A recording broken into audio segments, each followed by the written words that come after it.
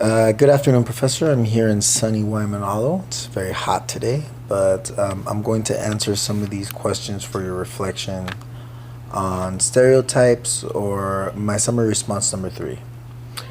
And my experience taking the implicit assumption test, I don't personally like that test because I would put certain words that would be identified as bad, like horrible, nasty, and put them as good because it's all content, right? It's all context. Like how you use a word will describe how it can be understood. So like sometimes a horrible thing could lead to a wonderful thing, or I can manipulate. I like to write poetry, so I can manipulate words that might seem to be bad, but in regards to the context, they might be good. So I couldn't change that when I would put like good for certain words that obviously are bad. It would put X on it, and it wouldn't allow me to put it that. So I'd be forced to change my answer. The fact that I can't choose what I want to do or how I wanted to do it means that that test is already biased and it's checking for biased. So I didn't like it at all. I didn't like that it made me, it forced me to pick an answer that had already predetermined for me. So it made me feel like I didn't have any control, so that it was a ridiculous test. That's just my personal opinion. That's how I felt about it. But I understood the context of what it was trying to do. It was trying to say that society has dictated that everything associated with good can be associated also with race and gender, and the predominant race and gender would be male and white, so that's the race and the gender. So society is mainly geared towards white male gender, or white, everything positive is white male society. I got that, but it's really simplistic, and it's just kind of like I don't know. I really disliked it. I thought it was almost as an insult to intelligence. I understand that it's 2019 and where we're heading towards, and racial bias does exist, but it's also transforming every single day, just like culture. It changes, and that's what I have about the assumption test. I thought it assumed too much about me, and that's why I didn't like it. The issue raised in the article about stereotypes. I'm a Mexican American, born and raised in Southern California, and I have racial bias. I think that a male police officer that's white is trying to get me in jail, and I know that that is a bias, a stereotype that I have, because I think that white male police officers think that Mexican Americans have their own stereotypes. So it goes both ways. I think that because there's stereotypes in Mexican Americans, I used to live in a border town. So in a border town, I would be stereotyped by being Mexican American by either being illegal, having drugs, or having family members that are illegal, or undocumented immigrants in particular.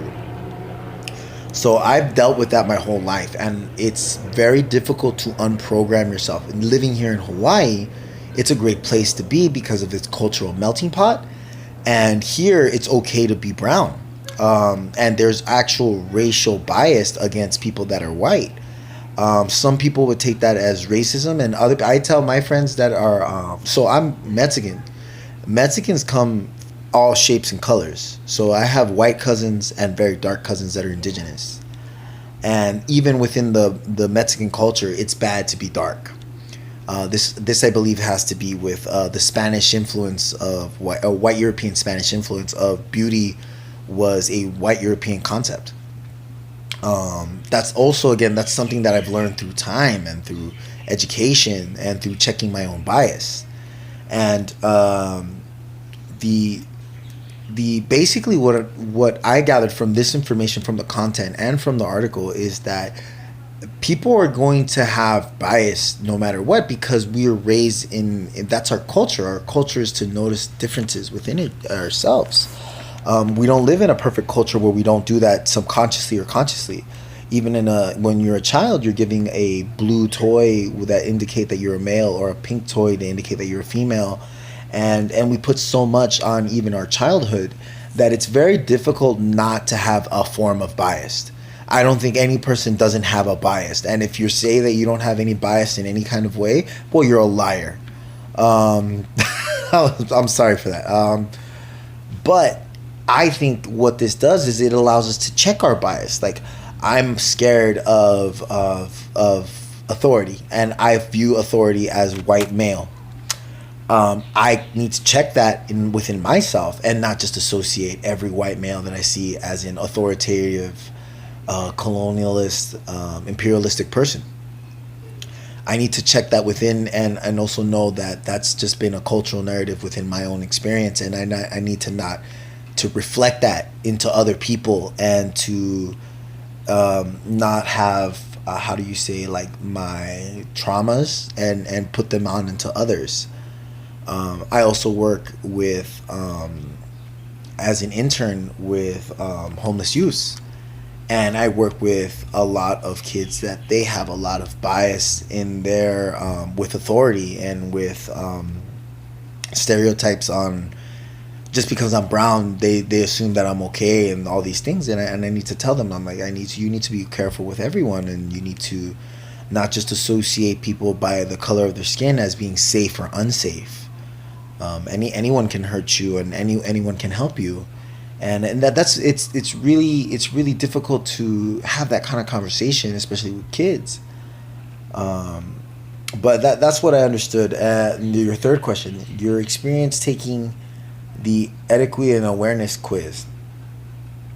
Oh, that's the one where I had to press X and Y, or is that the? Let me see. Let me make sure I know what I'm talking about. Oh, this one, yeah, yet again another bias test, where the data forces you, just for the first question. So, 57% of people in state prisons for drugs offenses in the U.S. are African American. What percentage of illicit drug users in the U.S. are African American? And then it gives you a bunch of statistics. Well, I have done multiple papers on drugs and the 1994 Bill Clinton Law Act, and 1987 and 1984 crime laws that were in place by President Bush Sr. And so I understand that a lot of these numbers were ethnically charged, and that not necessarily people in prison were drug users. They could have been subject to stereotypes. And what this test is doing is it's trying to give me numbers, like saying 57% of African Americans are in jail. So you would naturally think, oh, well, probably 57, or right here it says 56% of them are probably drug users because they're in jail for drug offenses. So that you're associating and you're generalizing that. Nah, it's not going to get me, not getting me on that. I'm sorry, but I've done way too much articles to know that you need to know your facts, and you can't be making assumptions, especially assumptions off of data it's not there. It's not telling me exactly what I need to know. So for me to assume that is ethically incorrect.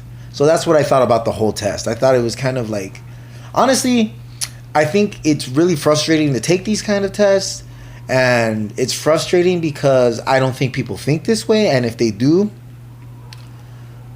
then I'm generalizing. I'm generalizing myself. I maybe there are a bunch of people that just generalize everyone and put people in categories automatically. I mean, I'm pretty sure we sometimes do this in a subconscious way, but to consciously do it, it's a little rough. It's a hard pill to swallow. Anyways, thank you so much for your time.